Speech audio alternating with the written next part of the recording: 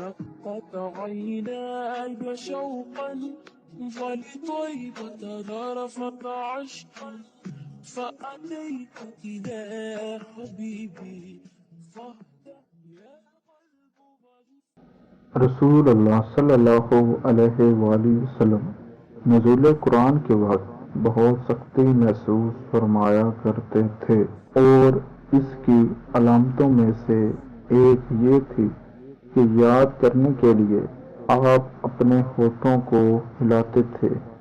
ابن عباس رضی اللہ تعالی عنہ نے کہا، میں اپنے ہونٹ ہلاتا ہوں جس طرح آپ ہلاتے تھے۔ سعید کہتے ہیں، میں بھی اپنے ہونٹ ہلاتا ہوں جس طرح ابن عباس رضی اللہ تعالی عنہ کو میں نے ہلاتے دیکھا۔ پھر انہوں نے اپنے ہونٹ ہلائے۔ ابن عباس رضی اللہ تعالی عنہ نے کہا، پھر یہ آیت اتری کہ اے محمد، قرآن کو جلد جلد یاد کرنے کے لیے اپنی زبان نہ ہلاؤ، اس کا جمع کر دینا اور پڑھا دینا ہمارا ذمہ ہے۔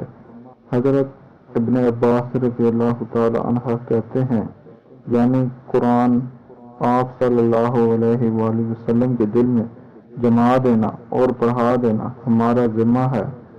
پھر جب ہم پڑھا چکے تو اس پڑھے ہوئے کی اتباع کرو۔ ابن عباس رضی اللہ تعالی عنہ فرماتے ہیں، اس کا مطلب یہ ہے کہ آپ اس کو خاموشی کے ساتھ سنتے رہو، اس کے بعد مطلب سمجھا دینا ہمارا ذمہ ہے۔ پھر یقیناً یہ ہماری ذمہ داری ہے کہ آپ اس کو پڑھو، یعنی اس کو محفوظ کر سکو۔ چنانچہ اس کے بعد جب آپ کے پاس حضرت جبرائیل علیہ السلام وحی لے کر آتے تو آپ توجہ سے سنتے۔